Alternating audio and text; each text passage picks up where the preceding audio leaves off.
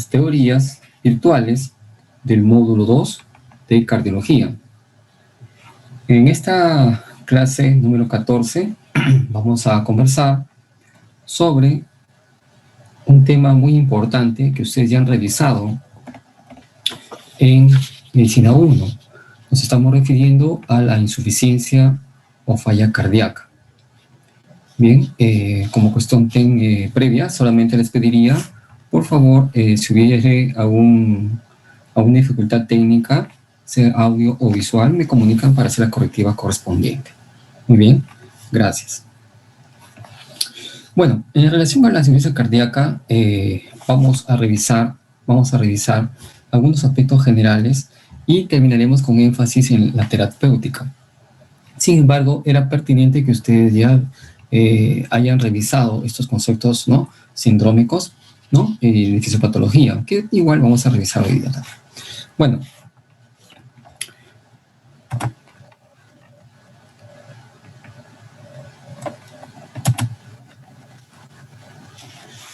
en cuanto al contenido de esta sesión, ¿no?, básicamente es revisar la definición de insuficiencia cardíaca, ¿no?, los aspectos fisiopatológicos, cuántos tipos de insuficiencia cardíaca conocemos, cuál es el cuadro clínico, común, ¿no?, de ese síndrome, ¿no?, cuáles son las principales manifestaciones clínicas, ¿no?, qué exámenes auxiliares tenemos a disponibilidad para lograr, ¿no?, la sospecha clínica, ¿no?, confirmarla, ¿no?, asimismo el diagnóstico, el tratamiento según las guías actuales y los aspectos preventivos. Los objetivos a lograr en esta sesión, básicamente, son que hagamos una revisión y que el estudiante pueda identificar cuáles son los aspectos generales de la insuficiencia cardíaca desde el punto de vista fisiopatológico, clínico, ¿no?, diagnóstico y terapéutico. En segundo lugar, revisar, ¿no?, los aspectos de la inferencia del manejo o enfoque clínico de estos pacientes ante la sospecha como síndrome de insuficiencia cardíaca. Bien. Bien, continuamos.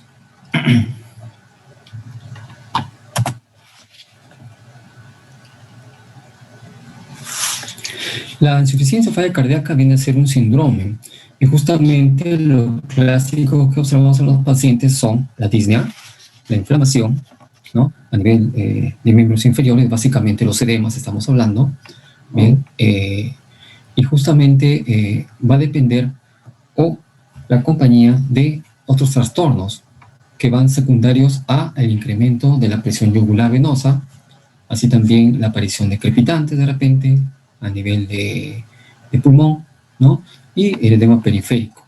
Estos están asociados a una anomalía, ya sea tanto en la estructura, o sea, en el aspecto de, digamos, de la integridad, ¿no?, de tanto de la estructura anatómica del corazón y todo lo que concierne a ello, ¿no?, y el aspecto funcional, ¿no?, y que van a producir en común, ¿no?, la reducción del gasto cardíaco, ¿no?, o la elevación de las presiones intracardíacas, ya sea en reposo o ya sea por mecanismos de esfuerzo, en este caso estrés. Es la definición que nos dan las últimas guías clínicas.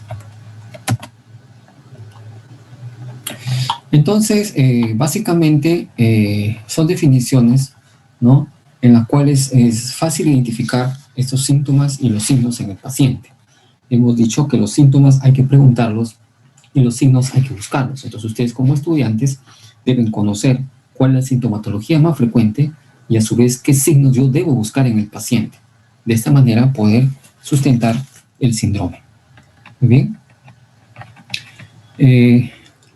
Es necesario que cuando estemos frente a un paciente con insuficiencia cardíaca debamos identificar, ¿no?, la presencia o no de una anomalía estructural, porque eso nos va a ayudar, ¿no?, a identificar cuál es el tratamiento adecuado para el paciente.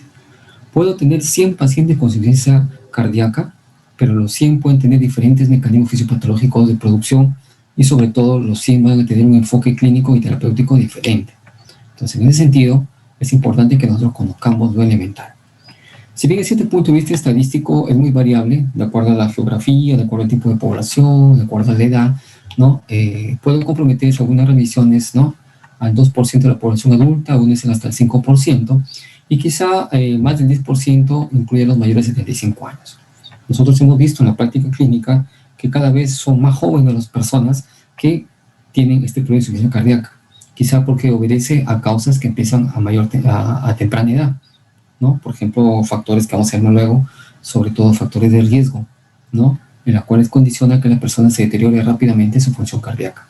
Entonces, como decíamos acá, es un paciente que puede tener historia previa de hipertensión arterial, que de repente no se identificó.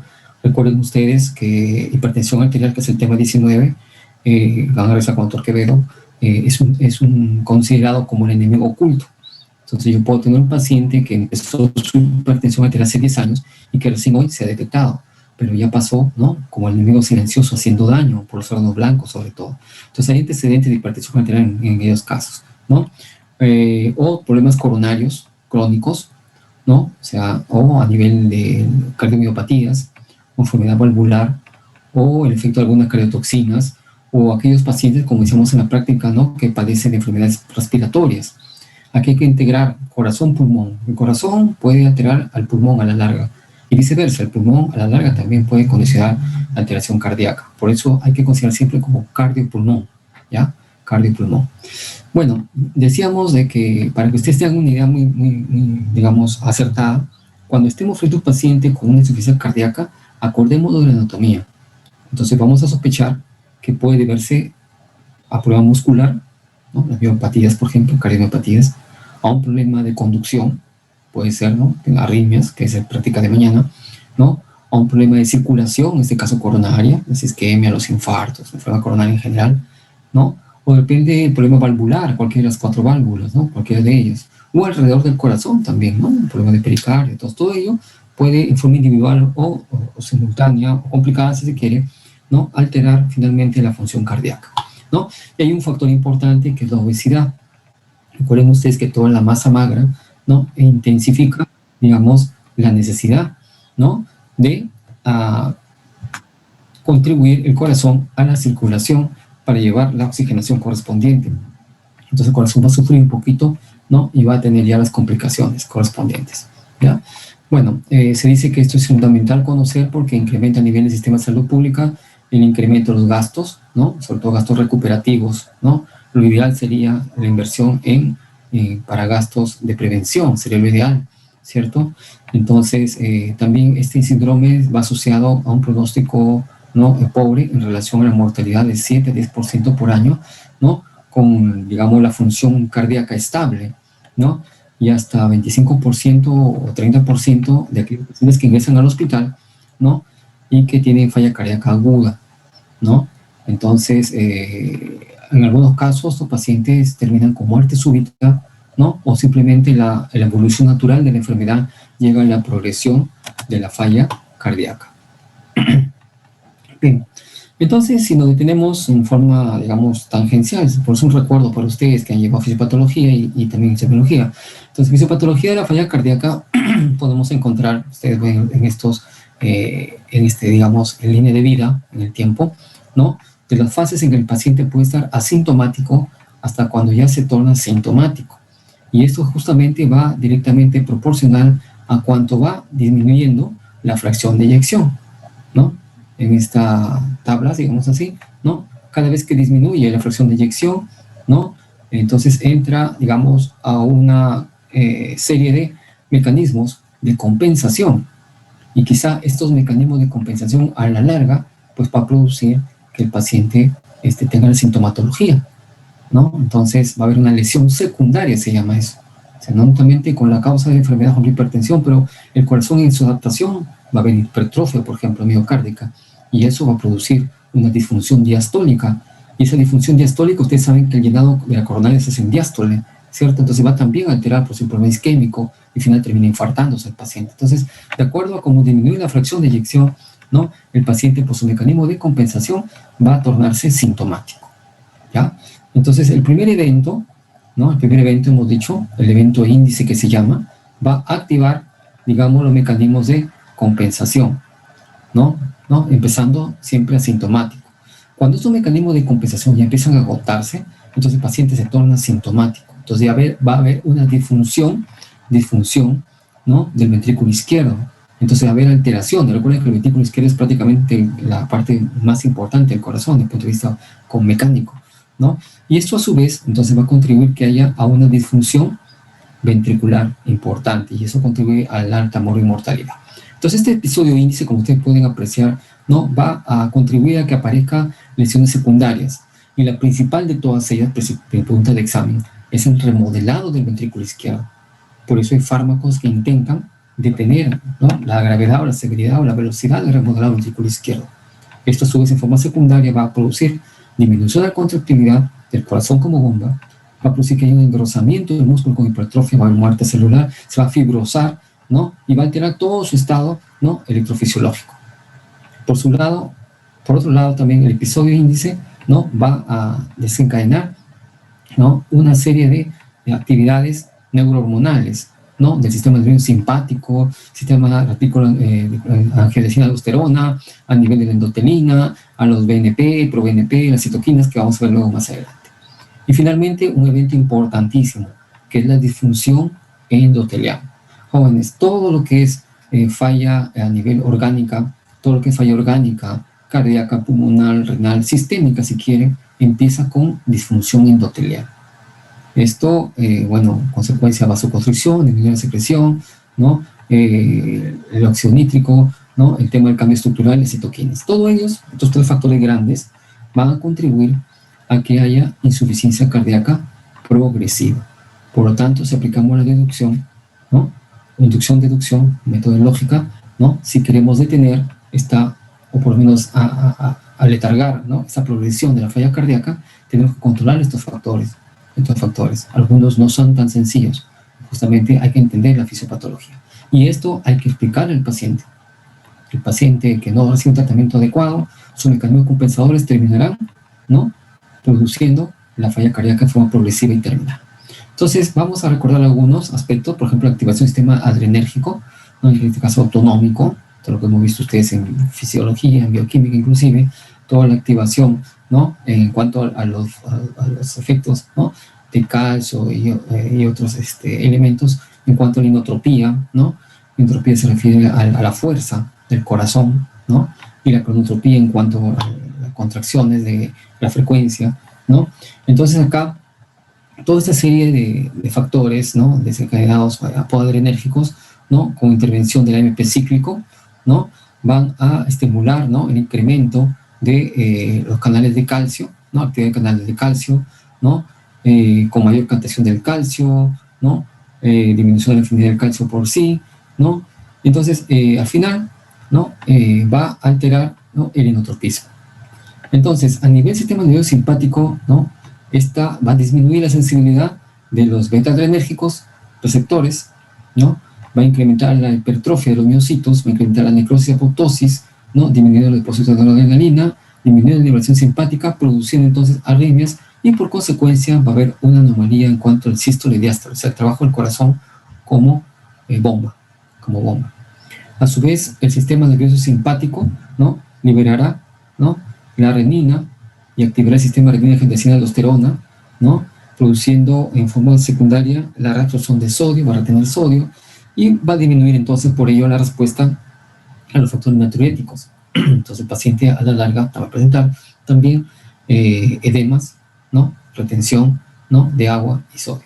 Entonces, y finalmente, el sistema nervioso simpático también va a producir el incremento de la vasoconstricción, eso va a producir disminución, ¿no?, de la circulación, ¿no?, y por consecuencia va a haber una sobrecarga, ¿no?, vascular, por lo tanto va a haber una hipertrofia vascular, y si es concéntrica, esto va a producir mayor, digamos, isquemia, si se quiere el término, ¿no?, o contribuye a más vasoconstricción. Bueno, en relación a la activación del sistema renina-angiotensina-aldosterona, es un mecanismo de compensación, como se lo hemos visto en fisiología, ¿no?, en el cual a nivel de varios órganos, aparatos o sistemas, ¿no?, ya sea liberados a nivel de hígado, a nivel de corazón, encéfalo, riñón, vasos sanguíneos, el angiotensinógeno, ¿no?, por acción de la renina renal, se va a convertir en angiotensina 1, ¿no?, la enzima convertidora pulmonar de angiotensina, a nivel, digamos, de pulmón, ¿no?, se va a producir entonces la angiotensina 1, se convierte en angiotensina 2, ¿no?, y que por acción de las enzimas proteasas, algunos fragmentos se vuelven inactivos y otros se convierten en sucedáneos, como angiotensina 3, 4. Bueno, el tema es que la angiotensina 2 no va a actuar en el nivel de los receptores, y estos receptores, ya sean en el intracelular, sobre todo, en el intracelular, ¿no? Va a condicionar de que produzca una respuesta de contracción, ¿no? Y va a haber, digamos, acción, ¿no? De la enzima convertidora a nivel de renina y de receptores en general. Entonces, todo esto, ¿no? Hace que la angiotensina 2, ¿no? A nivel de los receptores, angiotensina 2, 1, 2, ¿no? Se produzca la vasoconstricción, en primer lugar, con recepción de agua y sodio, incrementa la respuesta inflamatoria, produciendo hipertrofia, ¿no? O sea, engrosamiento, ¿no? El hiperplasia, o sea, el número celular, ¿no? Habiendo mayor proliferación celular y por lo tanto contribuyendo al estrés oxidativo, ¿no? A nivel receptor AT2, ¿no? Va a producir vasodilatación, antiinflamación, apoptosis, ¿no? O sea, el anti, ¿no? Y en otros receptores, ¿no? La vasodilatación, condiuresis, natriuresis, ¿no? Antifibrosis, todo ello es un juego, digamos, de quién gana primero, ¿no? En ese sentido se crea un desorden en la cual no solamente interviene la angiotensina 2, sino también otras formuladas, ¿no? Como inclusive hasta peptidasas, que intervienen en los fragmentos peptídicos pequeños. Bien, otro elemento a considerar, tenemos los péptidos natriuréticos, ¿no? En los cuales se van a liberar, ¿no? Por distensión de las cámaras cardíacas, ¿no? Entonces, cuanto más estímulo hay a ese nivel de cámaras cardíacas, se liberan estos péptidos natriuréticos, cuya función básicamente es promover la vasodilatación, ¿no? Y la natriuresis. A su vez, van a contribuir a un enlentecimiento, ¿no? Del remodelado cardíaco, ¿no? Y el péptido ProBNP, ¿no? Inhibe el sistema renina-angiotensina-aldosterona, ¿no? Con activación adrenérgica y secreción de adrenalina. Por lo tanto, va a contribuir a un efecto, ¿no? Protector, ¿no? Entonces, ese es un mecanismo, por ejemplo, que intenta aprovecharse con algunos medicamentos como el valsartán y el sacubitrilo, por ejemplo, que interviene a este nivel. Mencionamos también las citoquinas inflamatorias como agentes que intervienen, ¿no? En el mecanismo de la disfunción cardíaca. Estas citoquinas son moléculas proinflamatorias, ¿no? Cuya característica es que tienen alta potencia biológica, ¿no? Aquí podemos enumerar el factor de necrosis tumoral, alfa, el cual también ustedes deben conocer que está relacionado con otras patologías, como las neoplasias malignas, ¿no? O algunas enfermedades autoinmunes, o que también se manifiestan en la reacción del shock séptico. Otras citoquinas son la interleuquina 6, la interleuquina 1 beta, ¿no? La idea es que las citoquinas, según esta revisión, van a contribuir al proceso de remodelamiento e insuficiencia, ¿no? A su vez, el factor de necrosis tumoral está descrito que hay asociación para la producción de hipertrofia, apoptosis, disfunción ventricular, edema pulmonar y dilatación. Bueno, aquí viene, digamos, este evento que queremos controlar, que ojalá pudiéramos detener, que justamente es el remodelado ventricular. Un remodelado ventricular que es consecuencia, como ustedes pueden ver en este esquema, de la respuesta a la sobrecarga hemodinámica, ¿no? Ya sea una sobrecarga de dos formas. Puede ser sobrecarga de presión o puede ser sobrecarga de volumen. ¿Ya? Entonces, cuando ustedes piensen que hay un problema cardíaco, pensaré, ¿es por sobrecarga de presión o por sobrecarga de volumen? Ambos casos van a incrementar la tensión de la pared. La sobrecarga de presión incrementará la presión sistólica y la sobrecarga de volumen la tensión diastólica. Igual, a nivel de receptores mecánicos, tanto de tensión sistólica en la pared, ¿no? Que va a producir de que termine en una hipertrofia concéntrica, ¿no? Por los famosos sarcómeros paralelos, ¿no? Y por otro lado, la sobrecarga de volumen que incrementa la tensión diastólica en la pared a través de sarcómeros en serie, que va a terminar con una hipertrofia excéntrica.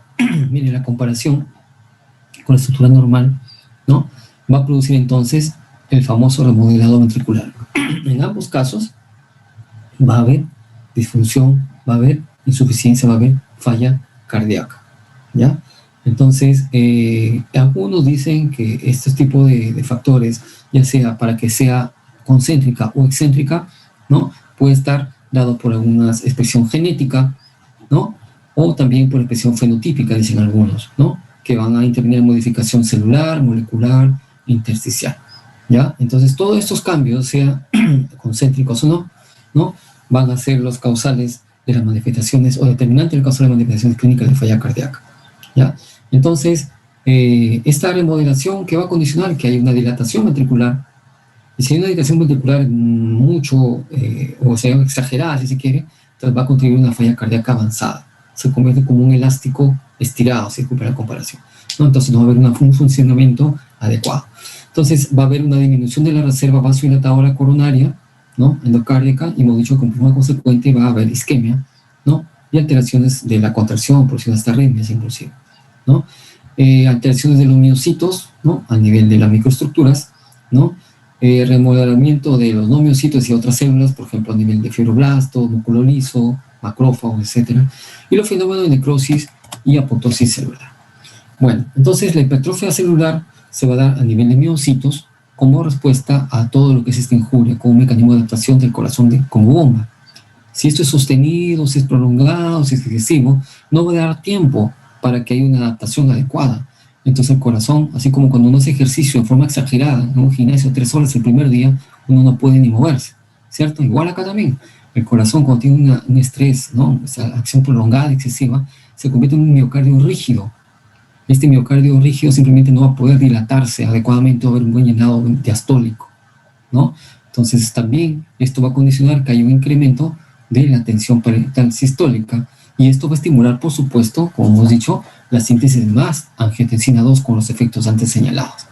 Entonces, todas estas señales, si se quiere el término, que inducen la hipertrofia, están mediadas por enzimas, ¿no? Y que van a producir una reparación inclusive genética con la síntesis de proteínas que van a producir acción contráctil, ¿no? Y cambios en el aparato contráctil, ¿no? En cuanto a la apoptosis y la falla cardíaca, ¿no? Se dice que la tercera parte del miocito se va a perder por este mecanismo sin haber inflamación, ¿no?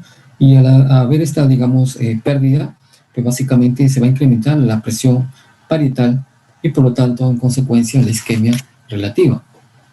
Esto va a desencadenar una cascada de enzimas proteolíticas, ¿no? Que van a llevar a la degradación nuclear y fagocitosis. Entonces son las famosas pasas, ¿no? Sobre todo las capasas terminales, la capasa 3, la capasa 8, ¿no? En las cuales van a producir todos estos mecanismos de apoptosis, llevando a la pérdida de miocitos o la inactivación de la misma. Bueno, eso es un resumen nada más para ver la acción de la procaspasa 8, ¿no? A nivel de receptores llamados receptores de la muerte, a nivel de la membrana celular, ¿no? Que va a activar la caspasa 3, ¿no? Y finalmente lleva a condicionar, ¿no? Que ya sea por estímulos extra o intracelulares a nivel mitocondrial, el tema del citocromo C, ¿no? Termina con la muerte celular. Bien, entonces este cuadro es muy interesante porque justamente es un resumen, ¿no? De los mediadores inflamatorios, ¿no? En relación al remodelado del ventrículo izquierdo, ¿no? Todos los estudios del corazón son importantes, pero quizá el ventrículo izquierdo tiene un poquito, ¿no? De énfasis en cuanto a la importancia fisiológica por la dimensión y el rol que cumple en el ciclo del corazón como bomba. Entonces, como ustedes pueden ver en resumen, ¿no? Cuando se alteran los miocitos, va a haber por hipertrofia, por exposición de genes, ¿no? Por inotrópicos negativos o por reacción oxidativa, y otras alteraciones de biología celular de distintos miocitos por conversión de fibroblastos a mioblastos. Toda una serie de alteraciones a nivel de miocitos o de la matriz celular que va a terminar con, digamos, remodelado del ventrículo izquierdo. O sea, es bien complejo, bien complejo. Y por otro lado, justamente existe la perspectiva, ¿no? De remodelado, ¿no? En la cual también puede producir cambios, ¿no? Que van a intentar compensar, pero si no es así, va a terminar también con mayor daño que los antes señalados, ¿no? Imagínense, puede haber esta dilatación del ventrículo izquierdo, aumento de la esfericidad, el corazón tiende a hacerse esférico, ¿no? Adelgazamiento de la pared ventricular izquierda por excesiva dilatación, hemos dicho, o inclusive hasta en forma secundaria insuficiencia de la válvula mitral inclusive, ¿ya? Bien, bueno, existe la matriz extracelular, ¿no? Que constituida por colágeno, elastina, fibrina, etcétera, y proteínas, ¿no? Que van a dar el soporte, ¿no? A los miocitos como estructura alrededor, es decir, los va a sostener a los miocitos, ¿no? Que como tejido dinámico, ¿no? Va, pues, en este caso, a alterar la composición cuando hay un daño tisular, ¿no? Entonces, esos son, digamos, los fibroblastos que son los que van a tener un protagonismo en la matriz extracelular. Bien, en cambio, cuando hay la injuria tisular, ¿no? El incremento del colágeno va a producir una respuesta clásica, ¿no? Que va a dar un trastorno en la estructura, ¿no? Es decir, va a ser como si fuera una cicatriz en la piel. En este caso, hay una fibrosis reparativa. Y esta fibrosis reparativa, ¿no? Como una reacción, va a incrementar, como he dicho, la rigidez del miocardio. Y una rigidez del miocardio no va a permitir un buen llenado y toda la consecuencia isquémica que hemos mencionado, ¿no? Entonces, bueno, hay dos tipos de colágeno. El tipo 1, que va a dar atención a la fibra cardíaca, que es la mayoría, que es el 85%, y el tipo 2, que es menos rígido y le confiere la elasticidad, ¿ya? Bueno, en cuanto a la clasificación de la insuficiencia cardíaca, en esta guía, en esta revisión, ¿no? Ustedes la tienen en su bibliografía de lecturas publicada en la página virtual, ¿no? Se da, en primer lugar, la definición de falla cardíaca con fracción de eyección conservada, ¿no? Fracción de eyección en rango medio y fracción de eyección reducida, ¿ya? Acá en primer lugar sería la conservada, donde básicamente, ¿no? La sintomatología, aquí la reducida, donde básicamente el factor acá es la fracción de eyección ventrículo izquierdo menor de 40%, ¿no? En cambio, la conservada, el BEF, ¿no? O el FEBI, como quieran llamarlo, el FEBI, ¿no? Es de 50% a más, pregunta de examen, ¿no? Entonces acá van a haber criterios en los cuales, pues, vamos a tener de la mano algunos parámetros laboratoriales. En cambio, la de fracción de rango medio, ¿no? Cuando el FEBI, o la fracción de eyección del ventrículo izquierdo, está entre 40 y 49%. Entonces acá va a haber, digamos, algunos criterios, ¿no? Por ejemplo, los péptidos natriuréticos, acá el ProNP, por ejemplo, ¿no? En los cuales puede estar elevados, tanto en la conservada como rango medio, pero puede haber un criterio adicional, que es la enfermedad estructural cardíaca relevante, como hipertrofia ventricular izquierda o disfunción distólica, ¿no? O también cualquiera de los dos, al menos un criterio adicional, ¿ya? Entonces, como hizo acá la revisión, a veces puede haber sintomatología, ¿no? Muy, digamos, no tan notoria o florida, ¿no? A veces el paciente solamente tiene un pequeño malestar, o a veces un pequeño cansancio, dice, cuando se agita, cuando baila, que se ve alguna cosa y pasa desapercibido, entre comillas, ¿ya? Y también puede aparecer cuando el paciente puede estar tomando medicación por otra enfermedad, que use diuréticos, por ejemplo, ¿no? Acá, en relación a los péptidos natriuréticos, se está refiriendo al BNP y al ProBNP, con los valores acá mencionados.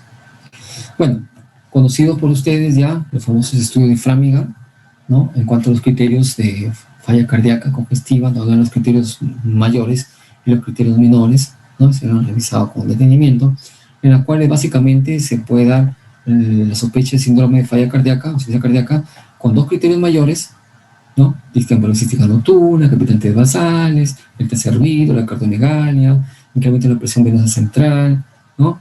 El flujo hepatoyugular, edema agudo del pulmón, ¿no? Dentro la ganancia de peso 4,5 kilos en los 5 días de respuesta sin respuesta al tratamiento, ¿no? O sea, mejor del paciente, mejor dicho. Y los criterios menores, ¿no? Que puede haber edemas, ¿no? Bilaterales, ¿no? La disnea, ¿no? La taquicardia más de 120, ¿no? Etcétera, ¿no? Tos nocturna, las platos de esplenomegalia, derrame pleural, ¿no? Disminución de la capacidad vital, ¿no? Etcétera. Entonces, acá con dos criterios mayores, de la cual es la primera columna, o un criterio mayor y dos menores, o más criterios menores, ¿no? En este caso, que no puedan deberse a otros problemas, que no tenga problema de POC o de falla renal o hepática que pueda explicar los anteriores, se consideran como los criterios positivos de Framingham. Otro concepto que ustedes también lo conocen es la clasificación, ¿no? De New York, ¿no? Association del corazón. Entonces, en este caso, la clasificación de la clase funcional 1, 2, 3 y 4, 1, 2, 3 y 4, ¿no? Como han cambiado en el tiempo, ¿no? De acuerdo a la comparación neoyorquina, la canadiense y otras, ¿no? en la cual habla de actividad física, ¿no? Que no causa ninguna molestia, ¿no? Si fatiga, disnea, palpitaciones o dolor al pecho, ¿no? Clase funcional 1, ¿no? Clase funcional 2, la actividad física ordinaria sí causa, ¿no? estos síntomas, ¿no? O clase funcional 3, sí causa leve, ¿no? Fatiga, disnea, palpitaciones, ¿no? Y que se calma en reposo. Y la clase funcional 4, definitivamente, cuando los síntomas están aún en reposo. Y obviamente, si hay incremento de actividad física, pues la sintomatología incrementa. Entonces, obviamente, insisto, la clase funcional 4 es la peor de todas. Entonces viene la pregunta, ¿no? Y ahora sí vamos entrando ya al tema de medicina 2, ya para nosología, ¿no? Estudio de enfermedades que causan insuficiencia cardíaca. Entonces, se puede hacer un estadiaje, se puede normar un pronóstico. Entonces, siempre se hay una pregunta. Y ustedes pueden apreciar, acá tenemos 2 series, tanto para mujeres como para varones, en cuanto al seguimiento, ¿no? A través de los años, ¿no? Los siguientes 5 años, ¿no? Ya sea de lo que son, digamos, la supervivencia de insuficiencia cardíaca en comparación con los pacientes oncológicos, ¿no? Si ustedes pueden apreciar, ¿no? A medida que aumenta el tiempo, pues la supervivencia es menor, ¿no? La supervivencia es menor. Entonces, la línea roja, que ustedes pueden apreciar muy bien, ¿no? Comparadas con, por ejemplo, el cáncer de mama, ¿no?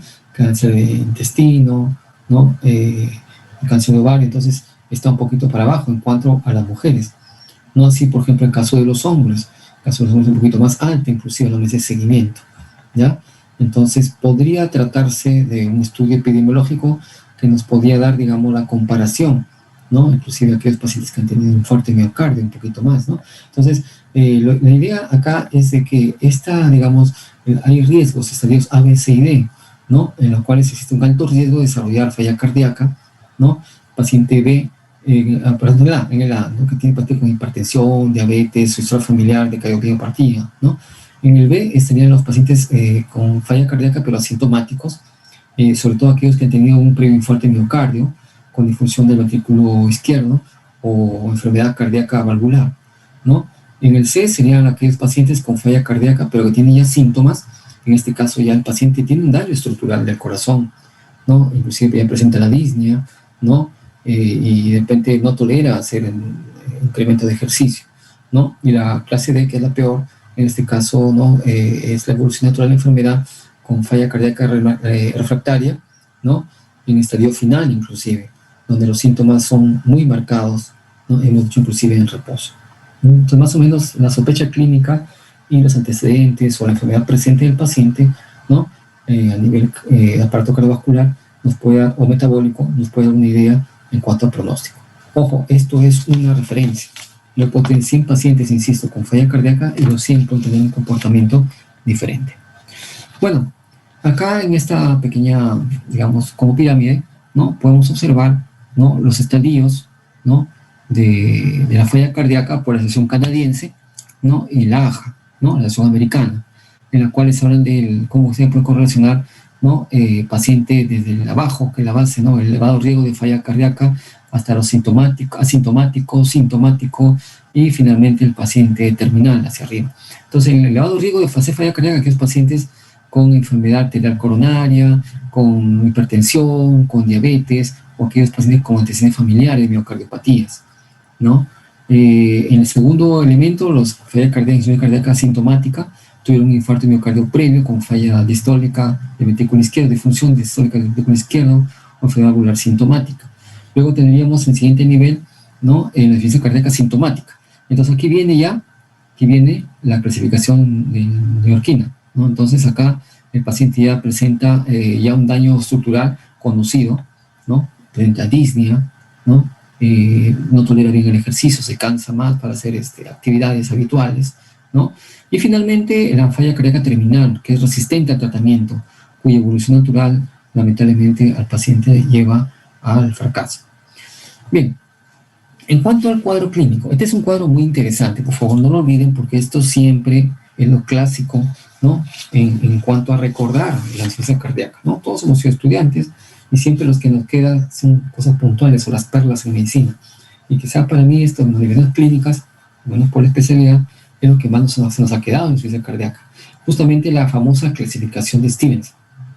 Esta clasificación de Stevenson básicamente fundamenta ¿no? ¿Cómo evaluar a un paciente con falla cardíaca? ¿Qué quiere decir? Tenemos dos situaciones, ¿no? Si usted ve una tabla tetracórica, ¿no? En la cual en la parte vertical, ¿no? Hablamos de la perfusión y en la parte superior hablamos de la congestión, ¿ya? Entonces, para que ustedes no se olviden, cuando tengo un paciente cardíaco, un paciente de insuficiencia cardíaca, piensen en PC. PC así como las computadoras, ¿cierto? PC significa perfusión y congestión. ¿Qué significa? Que frente a un paciente con insuficiencia cardíaca, a punto de vista clínico, ¿cómo lo voy a abordar? Voy a pensar, ¿los síntomas son por problema de perfusión? ¿O los síntomas son por problema de congestión? Entonces quiere decir que existen síntomas, ¿no? Que es por alteración de la perfusión, ¿no? Recuerden que perfusión es la capacidad para la irrigación y oxigenación de los tejidos. Entonces mi paciente puede presentar, ¿no? Hipotensión, ¿no? Puede presentar frialdad cutánea, puede presentar trastorno del sensorio, ¿no? ¿Cierto? Debilidad o liguria de repente, o sea, tema de perfusión. En cambio, la congestión se refiere al acúmulo de fluido. En este caso, como dice acá la imagen, ¿no? El paciente va a tener disnea, ortopnea por congestión pulmonar, ¿no? Incremento de la presión venosa yugular, estentores pulmonares, ¿no? Edemas en general. Entonces, siempre hay que valorar, ¿no? Lo que es perfusión y la congestión. Entonces, aquí, como dice la imagen, valoramos la volemia y el estado de presión. Entonces, cuanto más retención de líquido o hay hipervolemia, va a haber congestión. Cuanto más o cuanto menos haya de circulación, en este caso oxigenación, perfusión, va a haber esta sintomatología. Y va al cruce. Está lo que llamamos entonces, si el paciente tiene perfusión adecuada o no. Si tiene perfusión adecuada, mi paciente que sí que no tiene problemas de perfusión, ¿no? Mi paciente va a estar caliente. O sea, no hay alteraciones de la perfusión, está caliente. Si hay alteración de perfusión, mi paciente va a estar frío como pingüino, frío. Entonces usted lo primero que tiene que tocar al paciente. Si el paciente está normotérmico, probablemente no haya problema de perfusión. Si el paciente está frío, hay problema de perfusión. Estar hipotenso, tendrá una descarga enérgica, ¿no? Sudoración, etcétera, ¿no? Entonces, ese es para interpretar el cuadro. En cuanto a la perfusión. Entonces, no hay problema de perfusión, está caliente. Si hay problema de perfusión en reposo, está frío. Entonces, por arriba, congestión en reposo. Para que el paciente tenga congestión, quiere decir que hay retención de fluidos. Entonces, ¿hay congestión en reposo? Si no hay congestión en reposo, o sea, no está reteniendo líquidos, mi paciente está seco. ¿De acuerdo? Si mi paciente sí tiene problemas de congestión, mi paciente está húmedo. ¿De acuerdo? Entonces, buena perfusión, está caliente. Mala perfusión, está frío. No hay congestión, está seco. Si hay congestión, está húmedo. Y hacemos las comparaciones. Entonces, vemos a nuestro paciente, examinamos. Mi paciente, por ejemplo, tiene presión arterial 120/80. ¿Había problema de perfusión? No lo habría, entonces estaría caliente, ¿ya? Y vemos la parte de la congestión, examinamos, no hay crepitantes, no hay disnea, no hay ortopnea, ¿no? Entonces estaría seco, estaríamos acá en este cuadrito, caliente y seco. Sin embargo, puedo tener que el paciente tenga problema porque viene chocado, viene frío, y al momento de hacer el examen encontramos que tiene crepitantes pulmonares, entonces en este caso un edema agudo de pulmón, está congestionado, estaría frío, estaría húmedo.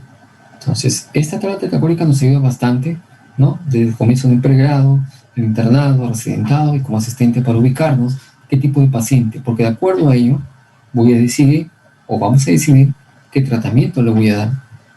Si el paciente viene hipotenso, por ejemplo, o chocado, en este caso si viene hipotenso, significa que está hipoperfundiendo, viene frío. ¿Yo le voy a dar un diurético? No, ¿cierto? ¿No?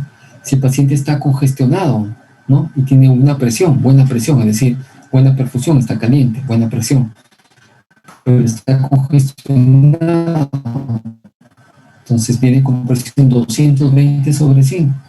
Yo podría, tengo todo ese techo, de acuerdo a lo que estamos valorando.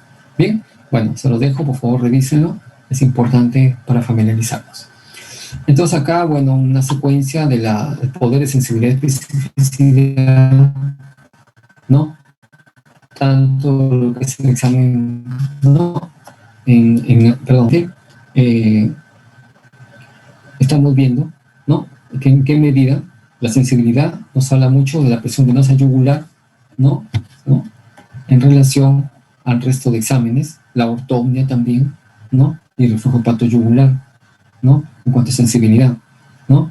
Y la especificidad, que es mayor acá, por ejemplo, cuando encontramos crepitantes en ambos campos pulmonares, ¿no? Con valor predictivo. El valor predictivo se refiere a que si está, va realmente, verdaderamente puede ser o no. Y si no está, igual podría ser, pero cuanto mayor número tengamos, es mejor la posibilidad de la certeza al diagnóstico. Bueno, acá solamente recordar un poquito de semiología. Cuando hay un venoso yugular es positivo si es mayor a 10 centímetros de agua. Reflujo hepatoyugular, incremento de 3 centímetros, ¿no? Por 10 segundos, por caída liberal, ¿no? La ortopnea asociada a la insuficiencia yugular predice una presión capilar pulmonar de más de 30 milímetros. Y la pendopnia es una disnea cuando se inclina. Se inclina hacia adelante, acá está para adelante, esa es, ¿de acuerdo? Se inclina, ¿de acuerdo? ¿No? Y permanecemos ahí más o menos por unos segundos, en las cuales es un indicador de incremento de la presión de llenado, sobre todo en índice cardíaco bajo. Entonces hay una evaluación de la perfusión, ¿ya? Muy bien. Entonces el paciente va a haber extremidades frías, ¿no? También bajo débito urinario, orina poco, inclusive trastornos a nivel de la concentración, actividad mental alterada. Bien, este es otro punto a favor también para ustedes, no olvidarlo, ¿no? Hay muchos textos y clasificaciones, ¿no? Hablan de falla cardíaca derecha, izquierda, alto gasto, bajo gasto, aguda, crónica, de alto flujo, bajo flujo, muchas cosas hablan, ¿no? Sin embargo, es importante recordar síntomas y signos, ¿ya? Entonces, decíamos, los síntomas hay que preguntarlos y los signos hay que verificarlos. Entonces, disnea, ortopnia, paroxística nocturna, tolerancia al ejercicio disminuida, cansancio, ¿no? Demora en recuperarse, sobre todo, ¿no? Los signos más típicos. Los menos típicos, tos nocturna y sibilancias. Hemos tenido pacientes que han llegado como famosas crisis de asma, pero al final no era asma bronquial, era una falla cardíaca. Bueno, inclusive de hiporexia, trastorno del sensorio, confusión por la hipoperfusión, palpitaciones, ¿no? Algunos hay síncope inclusive en la abdomen que hemos revisado. En cuanto a los signos más específicos, la presión venosa yugular elevada, el reflujo hepatoyugular, el tercer ruido de galope, ¿no? Y el menos específico, un incremento de peso, 2 kilogramos por semana, o pérdida de peso cuando hay falla cardíaca avanzada, ¿no? Baja de peso en caquexia, presencia de soplo, crepitantes, taquicardia, la versión de Chain-X-Tos, por ejemplo, ¿no? La hepatomegalia, la citis, la oliguria, extremidades frías. ¿Sí? No olvidar esta parte, por favor. En cuanto a exámenes auxiliares, ¿no? Algunos tienen un buen factor predictivo como diagnóstico, ¿no? En cuales acá recomiendan, ustedes pueden ver la clasificación, tiene que ver mucho la clase ¿no? Y la clase de evidencia y el nivel de recomendación, ¿no? Entonces, clase 1 es la más creíble, si se quiere, ¿no? En la cual acá nos están hablando de el nivel de recomendación C, ¿no? Son bajos en este caso, ¿no? Ustedes pueden apreciar la hemoglobina, los electrolitos, la función hepática, la glucosa, hemoglobina glucosilada, el perfil lipídico, hormonas tiroideas, ferritina, péptidos natriuréticos, entre los principales, ¿no? Que pueden contribuir, ¿no? Para la evaluación inicial, así es, evaluación inicial del paciente en insuficiencia cardíaca, ¿ya? Entonces, básicamente estamos hablando de función hepática, función metabólica, ¿no? Función tiroidea también, ¿no? Y lo que son el metabólico, electrolítico, ¿ya? Otras pruebas que pueden asociarse, ¿no? E inclusive valoración importante, acá está como uno también, la evaluación electrocardiograma, ¿no? Con 12 derivaciones. Entonces, ya que estamos llevando cardiología, es muy recomendable, y por decir, es una obligación, que el estudiante revise electrocardiografía. Hago un paréntesis, le recuerdo a mi grupo, por favor, mañana tenemos la práctica de arritmias, tienen que venir leyendo electrocardiografía normal, ¿ya? Para poder aprovechar al máximo nuestra práctica, ¿de acuerdo? Cerramos el paréntesis a mi grupo, por favor, gracias. Bien, entonces, en la prueba de esfuerzo también se puede realizar ¿no? Y también el estudio radiográfico como una plaquita de tórax, ¿no? Y finalmente el cateterismo cardíaco para medir las presiones. Otros exámenes auxiliares tenemos algo muy importante, que es la técnica de elección, que es el ecocardiograma. Este ecocardiograma tiene por función, digamos así, valorar, vale la redundancia, la función, la fracción de eyección, ¿no? Del ventrículo izquierdo, ¿ya? Entonces nos da un porcentaje de función o disfuncionalidad del ventrículo izquierdo. Otro estudio sería la resonancia magnética cardíaca, ¿no? O las tomografías, ¿no? Importando condiciones de positrones, y la angiografía, por supuesto, que es el examen coronario, ¿no? Acá tenemos el ecocardiograma, ¿no? Se ven las dimensiones, se ven, digamos, la estructura en sí del ventrículo izquierdo, la motilidad, y se calcula, ¿no? Con unos estándares que ya viene calibrado en la máquina, ¿no? Cuánto es la fracción de eyección. Inclusive nos puede dar, digamos, esta fracción de eyección, ¿no? En relación a los estados, ¿no? Por colores inclusive, ¿no? Hablan de perfusión, ¿no? Y justamente ahí nos hablan de las estructuras que pueden estar alteradas, ¿no? Como son las cavidades, como son las válvulas, ¿no? Inclusive estructuras como la tomografía, en este caso con reconstrucción, como ustedes pueden apreciar a color, ¿no? De la circulación, en este caso las coronarias, ¿no? Puede ayudar también a ver la etiología del mismo. Bien, esta es la angiografía o la coronariografía, donde podemos observar, ¿no? La presencia de estenosis, ahí está la estenosis, ¿de acuerdo? Muy bien, la estenosis, ¿no? De las coronarias, ¿no? Las ramas hay que recordarlas, y justamente que nos va a ayudar mucho a poder dilucidar, ¿no? El origen de tal o cual alteración, ¿no? En la prótesis valvular. Bueno, en cuanto al diagnóstico, pues nos puede ayudar justamente a complementar a base de la sospecha clínica, primero la sospecha clínica, el dosaje de péptidos natriuréticos, hemos dicho, el BNP y el ProBNP, ¿no?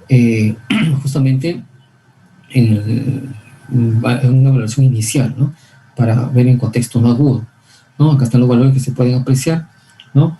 En la cual es el BNP de 35 picogramos, ¿no? Por centímetro cúbico o mililitro, ¿no? Y el ProBNP, ¿no? 125 picogramos por mililitro, en los cuales en los casos agudos tienden a elevarse, ¿no? Con mayor, digamos, evidencia en el ProBNP, ¿no? Aquí vamos justamente al valor predictivo negativo. ¿Qué significa valor predictivo negativo? Quiere decir que si se mantienen en valores normales, quiere decir que no es el problema. Así de simple, es el valor predictivo negativo, ¿no? En cambio, la positividad podría darnos un poco de duda, pero si es que no es, realmente eso es descarte del problema cardíaco. Entonces, hay que también asimilar la interpretación por algunos factores que pueden contribuir al sesgo, como por ejemplo la edad, ¿no? Pacientes con arritmias o pacientes con insuficiencia renal, por ejemplo, ¿ya? También otro estudio diagnóstico nos ayuda importantísimo, electrocardiografía, ¿no? En este caso como un elemento de base, ¿no? No les da mucha especificidad para el diagnóstico, pero sí tenemos que tener un electrocardiograma de base, ¿no? Y en algunos casos puede estar hasta normal inclusive, así como un infarto miocardio, en los primeros minutos puede salir normal, entre comillas, ¿ya? Pero sí insistimos que el ecocardiograma es la prueba más útil tanto para el diagnóstico y pronóstico, porque justamente hacemos un estudio comparativo en el tiempo. Bueno, acá un algoritmo en el cual vamos, ¿no?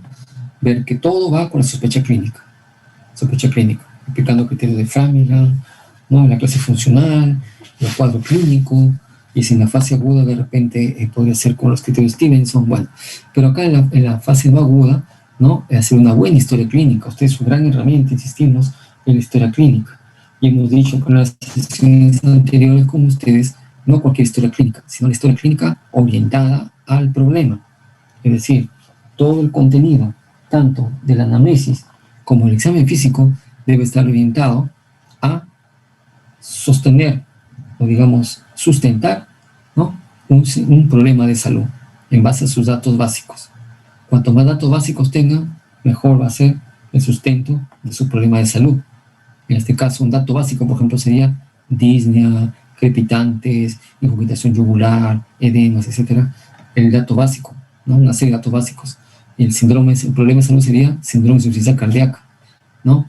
Y para hipótesis diagnóstica veríamos las causas, hemos dicho al inicio de la sesión.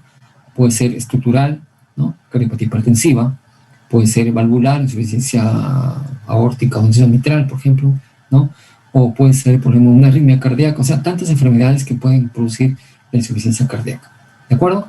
Bien, entonces, evaluamos la posibilidad de insuficiencia cardíaca con la historia clínica, ¿no? Ver la enfermedad arterial coronaria crónica, pues si ha sido un paciente que tiene un infarto de miocardio, si ha sido sometido a revascularización, si tiene historia de hipertensión, si, bueno, ha sido sometido a algunos fármacos cardiotóxicos o diuréticos, o también tiene sintomatología especial como ortopnia o línea paroxística nocturna, ¿no? La exploración física, como crepitantes, edemas en miembros inferiores, la presencia de soplos, insuficiencia biliogular, ¿no? Bueno, el desplazamiento del latido apical ventricular izquierdo, ¿no? Lateral, a través, fuera de la línea axilar media, ¿no? Izquierda, ¿no? Y electrocardiografía, cualquiera de las anomalías. Entonces, justamente, al menos uno de estos, que lo está mencionando, la guía, tendremos la obligación de pedir peptidonatriuréticos.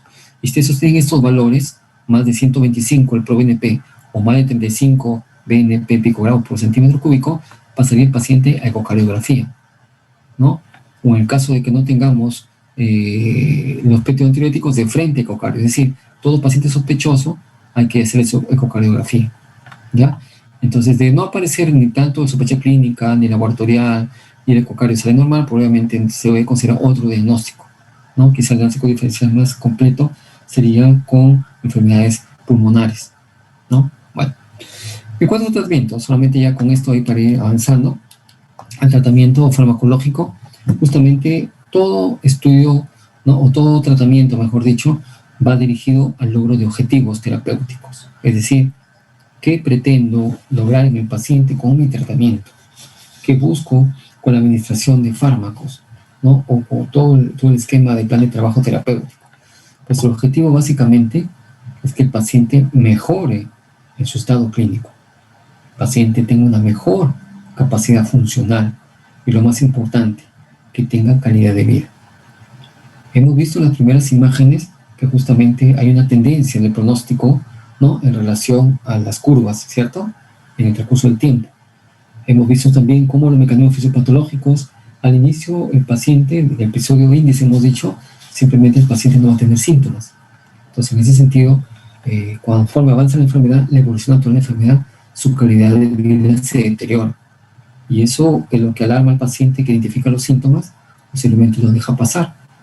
Así como el paciente respiratorio, ¿no? Se acostumbra a tener su tos, una tos crónica, la gripe mal curada, ¿no?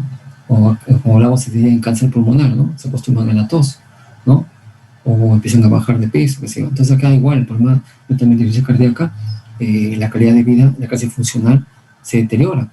Una persona que salía a correr, hace footing de repente, o hace su deporte, no lo puede hacer, o hace su necesidad, digamos, de compras, ¿no? Caminando varias cuadras, de repente no lo puede hacer, de repente se cansa hasta para vestirse. Entonces, la calidad de vida es importantísima en estos pacientes. Recuerden ustedes que en la medicina el proceso de salud, ¿no? Es el completo bienestar físico, biológico, ¿no? Perdón, físico, biológico, social y mental, y no solamente la ausencia de la enfermedad. Entonces, ¿estaremos tratando la enfermedad? Sí, ¿no? Pero también hay que tratar también la esfera mental, sobre todo el deterioro que conlleva la disminución de la calidad de vida, ¿ya? Un buen médico dice que trata la enfermedad, pero un gran médico es el que trata al paciente. Y ustedes escojan qué tipo de médicos deben ser. Bueno, entonces, el objetivo del tratamiento también es justamente que el paciente, pues, ya con un diagnóstico de una enfermedad que produzca insuficiencia cardíaca, ¿no? Prevenir de que haya ingresos, es decir, controlarlo como para que no se descompense, ¿no? Y disminuir los ingresos. Y finalmente, un objetivo, pues, obviamente, que es la esencia del tratamiento, es reducir la mortalidad, ¿no? Muy bien. Justamente todo el tratamiento, los esquemas que postulan las guías clínicas actuales, básicamente se ha dado mejor éxito con aquellos que tienen fracción de eyección reducida, ¿no? La mayor parte de la evidencia favorable al tratamiento, ¿no? Con fracción de eyección reducida, y que debe buscar si existe alguna causa corregible, ¿no? De repente es un problema coronario, la colocación de un stent o un bypass coronario. De repente un problema de una arritmia cardíaca, fibrilación auricular, de repente darle su antiarrítmico, su anticoagulación, etc., ¿no? De de repente un problema valvular, pues el cambio de la válvula, ¿no? Y así por el estilo, ¿no? Por ejemplo, acá también me detengo un poquito porque ustedes como nueva generación deben entender algunas medidas que deben ir encaminadas en la medicina preventiva. Medicina preventiva. Es decir, por ejemplo, ustedes sabían, o deben saberlo ya, de que el consumo de alcohol lleva a la cardiopatía dilatada, ¿no? O sea, a la larga, ¿no? O al futuro, mejor dicho, el paciente termina con una falla cardíaca, una insuficiencia cardíaca, paciente con alcoholismo crónico, ¿no? Ustedes saben que este es un consumo habitual y excesivo en nuestro país. Entonces, no perder de vista este tipo de acciones desde el punto de vista preventivo, como aquel paciente que tiene hipertensión arterial, ¿no? Y que como está controlada ya, valores casi normales, entre comillas, ¿no? Deja de tomar su medicación, ¿no? Hemos tenido casos nosotros de pacientes que han tenido éxitos letales por haberse descuidado de tomar su medicamento un solo día. El paciente tomaba 25 años su tratamiento y justo ese día se olvida, no sé qué pasó, se tuvo un éxito letales, ¿no? Falleció. Entonces, así sucede. Entonces, es calidad de vida, es medicina preventiva. Eso hay que retomarlo. El sistema de salud debe mejorar en cuanto a lo que es medicina preventiva, no solamente la curativa. Entonces, también incluyo en estos temas, ¿no? Porque no podemos manejar solamente medicamento, diagnóstico, no, sino también la parte preventiva, ¿no? No solamente para reducir la mortalidad, sino también la mortalidad en general. Bueno, y acá nuestra guía también nos habla, ¿no? Recomendaciones para prevenir, ¿no? La insuficiencia cardíaca, ¿no? Y acá, como les decía, miren, ¿no? Clase, ¿no? 1, nivel de recomendación A, ¿no? Entonces, miren, 1A es lo máximo, o sea, sí o sí tenemos que practicarlo, ¿no? Tratar la hipertensión para retrasar la aparición de la falla cardíaca y prolongar la vida. Entonces, si estamos tratando a un paciente con hipertensión, le estamos alargando la vida de forma como debe ser, ¿no? Se puede recomendar dar estatinas a aquellos pacientes con alto riesgo de enfermedad arterial coronaria confirmada, ¿no? Que no tengan problema de disfunción sistólica, ventrículo izquierdo, ¿no? Para retrasar así la vida cardíaca y prolongar la vida. Otro sería, por ejemplo, acá tratamiento con los IECA, ¿no?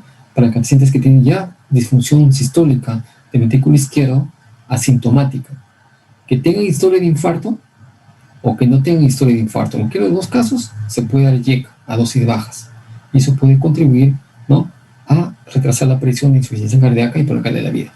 Finalmente, el uso de beta-bloqueadores también está en aquellos pacientes con disfunción sistólica del ventrículo izquierdo sintomática e historia de infarto también, ¿no? También. Y finalmente, se recomienda implantar, ¿no? Un dispositivo para prevenir la muerte súbita y prolongar la vida cuando hay disfunción sistólica, ¿no? Con FEBI menos de 30%,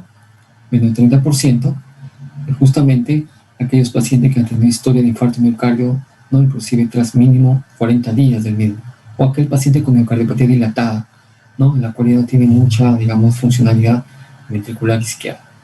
Bien, entonces, en cuanto al tratamiento, hay también fluxogramas, en los cuales nos hablan de tratamiento con IECA, beta bloqueador, ¿no? Cuando el paciente si sigue sintomático y un FEBI menos de 35, se le puede añadir otro tipo de fármacos, ¿no? En las cuales si sigue digamos, sintomático, un FEBI menos de 35%, se le puede dar un IECA o ARA2, ¿no? Y si no lo tolera, pues sustituir el IECA, ¿no? Si tiene un ritmo sinusal, ¿no? Y un QRS, ¿no? Aceptable, o sea, grande, mejor dicho, ¿no? Hay que ver la necesidad de la terapia, ¿no? Digamos, de rescate, ¿no? El ritmo sinusal, ¿no? Puede tener más de 70 y se puede dar un medicamento calibabralina. Entonces, son esquemas terapéuticos alternativos, ¿no? La idea es que cuando ustedes administran un tratamiento, deben valorar, ¿no? Los síntomas, ¿no? Si son resistentes o no, si alivia, ¿no? La congestión, si alivia la perfusión en general. No, entonces, en forma general, revisaremos qué dar a aquellos pacientes con falla cardíaca con FEBI reducido. Acá se pueden dar los diuréticos, en los cuales se aconsejan para disminuir la sintomatología y la sintomatología de congestión, ¿no? Aquellos con FEBI reducida, ¿no? Para lograr lo más posible a la eubulimia, ¿no? Un equilibrio, digamos, negativo de agua y sal. Por eso que al paciente se le refiere de que no tome muchos líquidos, no tome muchos alimentos salados, simplemente bajo en sal, ¿no? Máximo 1 gramo, 2 gramos diarios, ¿no? inclusive le pedimos que pesen su sal y la mezclen en su comida de todo el día, pero una bolsita de 2 gramos nada más, o sea, no puede dejar sin sal tampoco, ¿no? Entonces, la intención es de que dándole el tratamiento con diuréticos de asa, ¿no? La presión de llenado se disminuya, ¿no? Por lo tanto, la función miocárdica se recupere, ¿no? Por disminución de la tensión de la pared, ¿no? Ventricular, isquemia reducida. También está los YECA, en los cuales hemos dicho ya anteriormente, de que se disminuye la mortalidad en pacientes con falla cardíaca con fobia reducida, ¿no? Se reduce las dosis hasta lo que el paciente pueda tolerar, ¿no? En este caso, algunos pacientes pueden presentar hasta tos, ¿no? Y se debe dar con bastante precaución a aquel paciente con falla renal, ¿no? Crónica, por el riesgo de que hacen hipercalemia. La pregunta siempre viene en los exámenes de internado, ¿no? Entonces, efecto colateral, la tos y la hipercalemia, ¿ya? Los AT1, ¿no? Se le puede indicar en caso de que no tolere los YECA, o sea, ¿no? Y básicamente acá están las relaciones de fármacos, ¿no? Falla cardíaca crónica, como son los YECAs, ¿no? Inhibidores de enzima convertidora de angiotensina, como son el captopril, el enalapril, sinopril, ramipril, fosinopril, quinapril, tanopril. En nuestro medio tenemos los 4 primeros, me parece, ¿sí? ¿No? Y acá, como ven, acá son dosis bajas, 6.25, ¿ya? 6.25, dosis de inicio, y luego la dosis máxima hasta 50 miligramos en 3 dosis. Y los otros son los antagonistas receptores de angiotensina, ¿no? Los AT1, o los ARA, ¿no? Que le llamamos, valsartán, candesartán y losartán, los 3 los tenemos en nuestro medio, sí los tenemos. Bien, la falla cardíaca con febra reducida también incluye el uso también de beta bloqueadores, ¿no? Que pueden administrarse junto con los YECA, ¿no? Según la tolerancia. Va a mejorar la mortalidad en aquellos pacientes con fiebre reducida, sean sintomáticos o postinfartados, ¿no? No se recomienda, ojo, no se recomienda beta bloqueadores, o por lo menos tener mucho cuidado si están con descompensación aguda, si falla cardíaca aguda, ¿ya? Bueno, dentro de los que podemos mencionar, ¿no? Tenemos el bisoprolol, al metoprolol y el carvedilol, ¿no? Son selectivos inclusive estos. Estos son los estudios que ameritan, digamos, el uso, ¿no? Justifican el uso de estos fármacos, ¿no? El CIBS, el Copérnicos, son estudios que se han hecho. Bien, otro esquema es el uso de antagonistas receptores de mineralocorticoides, ¿no? Como son la espironolactona, ¿no? Con fracción de eyección de ventrículo izquierdo reducida, ¿no? Menos 35%, y también algunos, digamos, a pesar del tratamiento con YECA o beta bloqueador, que puede reducir la mortalidad de hospitalizaciones, ¿no? Acá siempre, como es un diurético ahorrador de potasio, se recomienda hacer controles y monitoreo del potasio sérico. Es importante también esto. Bien, otros son los inhibidores, ¿no? La lepicilina y del receptor de angiotensina, ¿no? Que es la combinación del sacubitril con el valsartán, ¿no? Que puede reducir la mortalidad, ¿no? Aquí en estudios realizados, ¿no? De acuerdo al tiempo, ¿no? De utilización, ¿no? De este fármaco, en caso de pacientes, ¿no? Que han disminuido el ingreso hospitalario, ¿no? Falla cardíaca de leve a moderada en comparación, ¿no? Acá en este estudio se tuvo que, si el paciente usaba YECAs, tuvo que suspenderse por lo menos 36 horas antes de evitar el riesgo de angioedema. Otros fármacos que también estaban mencionados, ¿no? en este nivel es los inhibidores de cotransportador 2 de sodio, ¿no? Que se localizan en los túbulos proximales y que van a ser los responsables de la resolución de glucosa, el 90% de glucosa y del sodio, ¿no? Por lo tanto, al inhibirlo, ¿no? A una disminución del volumen plasmático sin activación del sistema simpático. Bien, acá tenemos la canaglifosina, la dapaglifosina, epaglifosina, ¿no? Entonces, los más conocidos. Otros son inhibidor del canal IF, que es la bradina, que disminuye la frecuencia, ¿no? Actuando sobre los canales IF del nódulo sinusal, para aquellos pacientes con fracción de eyección media del 35% y una frecuencia cardíaca más de 70 por minuto, reduciendo las hospitalizaciones y mortalidad. Hay indicaciones precisas, ¿no? Otros fármacos que, bueno, actualmente todavía utilizamos es de la dioxina, ¿no? Y que puede tenerse cuidado sobre todo en pacientes de tercera edad. ¿Por qué?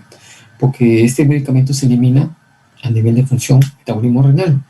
Entonces, ¿qué puede pasar con este paciente de tercera edad con uso de digoxina? Puede producir bloqueo cardíaco, bloqueo inclusive importante, ¿no? Entonces, en ellos hay que fraccionar la dosis o dejar interdiaria, ¿no? ¿No? En aquello de toxicidad. Después existe una combinación que lidera la hidralazina con nitrotisosorbide, ¿no? En la cual de repente no había efecto con otros fármacos y eso fue realmente efectivo. Bueno, entonces acá existen las combinaciones, ¿no? En las cuales, como ustedes pueden apreciar, no es recomendable, ¿no? Por el nivel de la clase, ¿no? De evidencia, nivel de recomendación, ¿no? 3, a veces, bueno.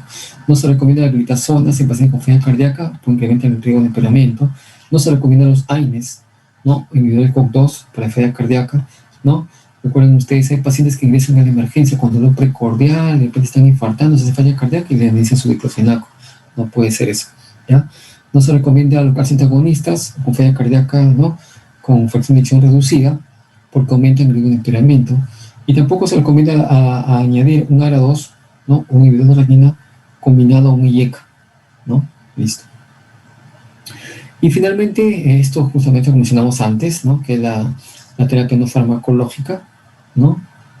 Implantar un dispositivo para reducir la muerte súbita en aquellos pacientes con arritmia ventricular, ¿no? Un desfibrilador, ¿no? Implante desfibrilador, ¿no? En la cual puede mejorar la esperanza de vida. La prevención primaria, ¿no? Implantar el DAI, ¿no? Reducir el riesgo de muerte súbita, ¿no? En pacientes con arritmias, ¿no? Y sobre todo que puedan tener cardiopatía isquémica, ¿no? Excepto que hayan tenido un infarto miocardio en los últimos 40 días, ¿no? Y aquellos pacientes con cardiopatía dilatada, ¿no? Entonces, la parte de prevención primaria. Prevención primaria es para disminuir el riesgo de aparición de muerte súbita, ¿no? O, en todo caso, por todas las causas de pacientes con falla cardíaca asintomática, ¿ya? También, esa es la relación al dispositivo, ¿no? El DAI significa desfibrilador automático implantable, ¿no? Es subcutáneo, ¿cierto? Y bueno, este es un dispositivo que en nuestro video son pocos los pacientes que no he visto. Yo he visto un colega que tenía este dispositivo, justamente para prevenir la muerte súbita, ¿ya? En este caso, es recomendable la terapia de, digamos, de perfusión coronaria, ¿no? Para pacientes sintomáticos, ¿no? Con falla cardíaca, con ritmo sinusal, ¿no? Y que tengan una morfología de bloqueo de rama izquierda con un FEBI de menos de 35%, además de haber recibido su tratamiento, ¿no? Adecuado, ¿no? Entonces, ahí se recomienda, digamos, el uso de la terapia de la perfusión, ¿no? O revascularización coronaria, ¿no? Bueno. Entonces acá, bueno, este es el marcapaso también, ¿no? Marcapaso que es importante, ¿no? Cómo va conectado los electrodos, ¿no? A qué nivel, ¿no? Tiene acceso a nivel de cateterismo, ¿no? Cateterismo y que va directamente, ¿no? Puede ser el marcapaso definitivo, ¿no? Para hacer el control correspondiente de la función miocárdica. Bueno, en caso de tratamiento para el paciente con FEBI conservado, falla cardíaca con FEBI conservado, ¿no? Sea para pacientes mayores, mujeres, con hipertensión o fibrilación auricular, ¿no? No se ha demostrado, según este estudio, teoría, de que el tratamiento o alguno haya reducido la mortalidad en estos casos, ¿ya? Quizá este es el mayor grupo de pacientes en los cuales pueden estar muy sintomáticos, ¿no? Cuyo objetivo es básicamente aliviar los síntomas y mejorar la calidad de vida, ¿ya? Entonces, pacientes con insuficiencia cardíaca, con FEBI, digamos, conservado, ¿no? O meramente conservado, ¿no? Se debe tratar siempre que haya tratamientos seguros y efectivos para mejorar sus síntomas, ¿no? En algunos casos recomiendan hasta los diuréticos inclusive. Bueno, para terminar ya, justamente algunos hablan de algunos otros factores que pueden contribuir o no al pronóstico. Y uno de ellos justamente es el déficit de fierro, ¿no? Y los cuadros de anemia. Recuerden ustedes que la anemia, cuanto más importante sea, el corazón va a tener que trabajar más para poder llevar la oxigenación correspondiente por la baja de hemoglobina, ¿cierto? Entonces, mi paciente inclusive con falla cardíaca aguda, paciente puérpera, ¿no? Que paciente que dio a luz y que tiene una excesiva sangrado, ¿no? uterino, entonces hay una hemorroide de 3, es una falla cardíaca, entonces ahí el tratamiento básicamente es transfusión de sangre y la paciente mejora obviamente. Bueno, entonces decíamos, acá el déficit de hierro y se recomienda dar a la carboximaltosa endovenosa, ¿no? Que va a mejorar la calidad de vida, ¿no? En este caso la anemia por déficit de hierro, ¿no? Que se da más en pacientes de tercera edad, pacientes con falla renal, ¿no? Y va asociado a el famoso remodelado avanzado y sobre todo la sobrecarga de volumen. Bien, entonces la anemia que tenga mayor sintomatología, ¿no? Y mayor deterioro funcional, mayor hospitalización y por lo tanto peor sobrevida, son aquellos que deberíamos darle este tipo de, digamos, complemento. Bueno, esta es la guía del 2016 que hemos revisado, que está publicada en la revista española Cardiología en castellano, lo tienen ustedes a disposición, y nuestro texto base, que es el Brownwell, Tratado de Cardiología, ¿no? Y los libros de medicina interna también, de Harrison, y de los Barreras, de los más conocidos. Bien, jóvenes, yo pienso de que el tema de falla cardíaca, ¿no? Quizá hay que entenderlo con formas muy puntuales, y en ustedes básicamente el objetivo ha sido revisar, ¿no? Los mecanismos fisiopatológicos, ¿no? Las enfermedades de sintomatología, ¿no? Qué exámenes podemos realizar y qué esquema terapéutico podemos disponer. Entonces, en conclusión, justamente hay síntomas típicos, atípicos, ¿no? Hay exámenes que nos van a permitir valorar sobre todo la fracción de eyección del ventrículo izquierdo, que es el ecocardiografía, ¿no? Existen otros estudios, ¿no? Y el mecanismo de tratamiento o la decisión de tratamiento está basado básicamente en que el paciente tenga el FEBI conservado o el FEBI disminuido, ¿no? Y no perder de vista los factores de prevención, ya sea prevención primaria o secundaria.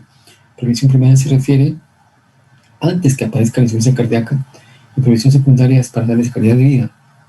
Entonces lo ideal sería lo primero, ¿no? Si el paciente ya tuvo su infarto, ya tuvo un problema de arritmia, qué sé yo, bueno, esa prevención secundaria.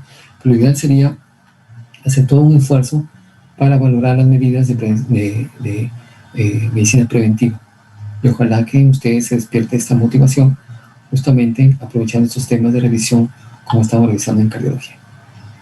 Muy bien, si hubiera alguna pregunta, por favor, de parte de los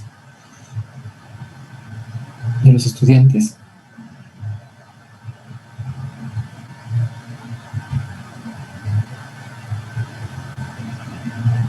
Bien, entonces yo pregunto, ¿cuál es el punto de quiebre del FEBI para hablar de una falla cardíaca reducida?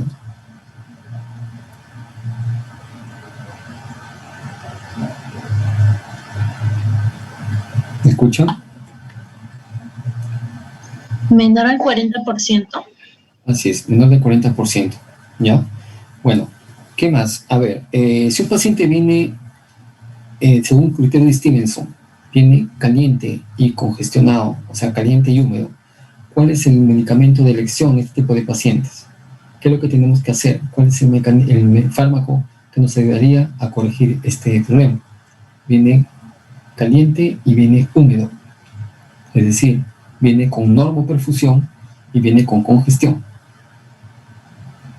Por ejemplo, un paciente con 220 sobre 100 de presión arterial, ¿no? Y que tenga crepitantes difusos en ambos pulmones. ¿Diuréticos? Diurético, muy bien. Diurético endovenoso tipo. ¿Qué tipo de diuréticos? Diuréticos de ASA. En este caso, furosemida. Así es. Muy bien. Bueno, se han estado atentos, jóvenes. Muy bien, jóvenes. Bueno, entonces, para mañana hay la práctica. La práctica sobre arritmias cardíacas sugiere entonces revisar el EKG normal, ¿no? Para poder entender mejor, digamos, la interpretación del mismo, ¿no? Revisen los puntos clave que hemos visto hoy día en la sesión de falla cardíaca, ¿no? La sintomatología, los mecanismos y sobre todo la clasificación, ¿no? Como el tema de Stevenson, falla cardíaca aguda, ¿no? Como lo de Framingham, ¿no? Y básicamente interpretar, ¿no? Los exámenes sensoriales que nos ayudan a complementar, ¿no? Qué tipo de insuficiencia cardíaca tenemos en nuestro paciente. Muy bien. Les agradezco mucho por su participación, por su atención y sobre todo esperamos que en este módulo de cardiología, que estamos en compañía con los colegas del doctor Faroñay, el doctor Félix Sánchez, el doctor Quevedo y tenemos nuestro cardiólogo, el doctor Salomón Guerrero, ¿no? hagamos, digamos, la participación, ¿no?, lo más provechoso posible para ustedes, para el logro de los objetivos que nos hemos trazado en estas sesiones de teoría virtual, que complementaremos, por supuesto, con la práctica virtual. Muy bien, de mi parte agradecidos nuevamente, y nos estamos despidiendo hasta la próxima oportunidad. Y bueno, buenas tardes y a seguir cuidándose por el COVID. No hay que bajar la guardia, estamos recién empezando la segunda hora. Así que todos, por favor, tengan mucho cuidado, ustedes, su familia, sus amigos, ¿no? No bajar la guardia. El COVID también de producir falla cardíaca, también cardiopatías, así que tengamos cuidado con ello. Bien, creo que tienen una clase al respecto, ¿sí? COVID-19 y corazón, el día 5, con el doctor Félix Sánchez. Entonces, que sea motivador para revisar en estos temas de actualidad. Muy bien, jóvenes, muchas gracias por su atención y será hasta la próxima oportunidad. Buenas tardes.